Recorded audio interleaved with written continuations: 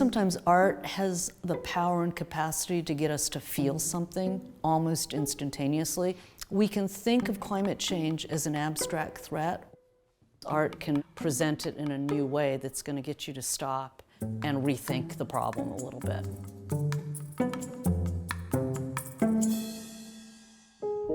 My interest and concern in caring for the environment has been there all along. And even you go back to the very first memorial, I just wanted to preserve the park. As I got more concerned about climate change, it was a natural focus of mine to emphasize how critically precarious our planet is becoming due to us. The 4 memorials that I've worked on before that, Vietnam, Civil Rights Memorial, the Women's Table at Yale, the Confluence Project. So I thought the 5th and the final would be one I call into being.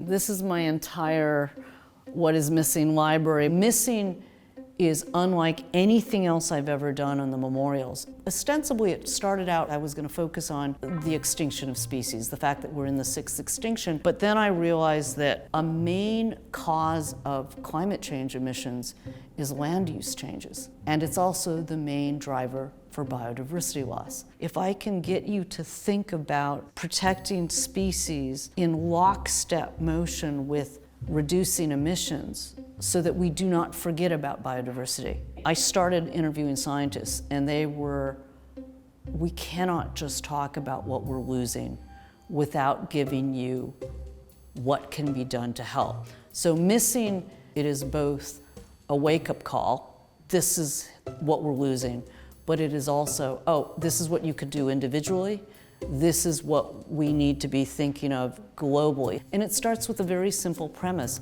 What if a monument, what if a memorial could jump form?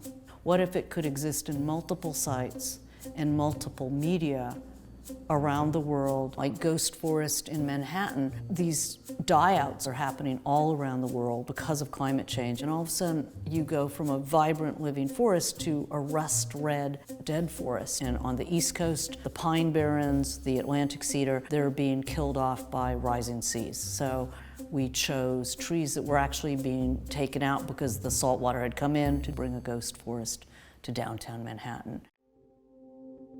This is one of the first maquettes I ever made for Ghost Forest. We calculated our entire carbon footprint to go get the trees, bring them back. It took 3 years, but as well, it has to arrest you. It has to stop you. You have to feel something. Walking through a dead forest, there's just a sense of ghosts. So like sometimes my art gets you to stop and go, what am I looking at? Whether it's a recycled silver casting of the Chesapeake Bay at a show in Washington, D.C., or the Yangtze River for the U.S. consulate in Beijing out of pins.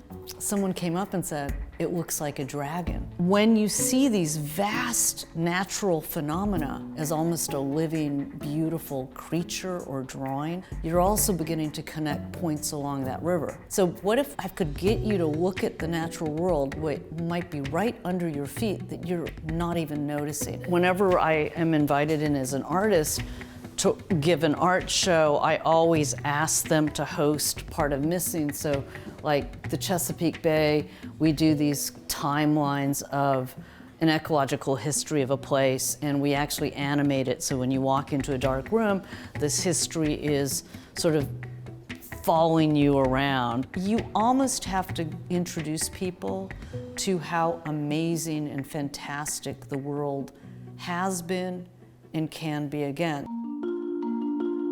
So we basically set up the present site so that you've got what we're losing, sort of the map of the past, and then the future, what we can each do individually and what we can do at a macro problem-solving level. These are nature-based solutions that can both absorb a significant amount of emissions as well as bring back biodiversity and create habitat for all the other species that we share this planet with. So that's part of what Missing is all about. Still working on it, take the rest of my life to do. We can absolutely make a difference, But will we move quickly enough? I believe we have a true affinity to the natural world, and if we just take a moment, quiet down, and put you face to face with it, it's like you begin to see and wonder and explore and get connected to nature. And only then do I think we begin to care enough maybe to want to help.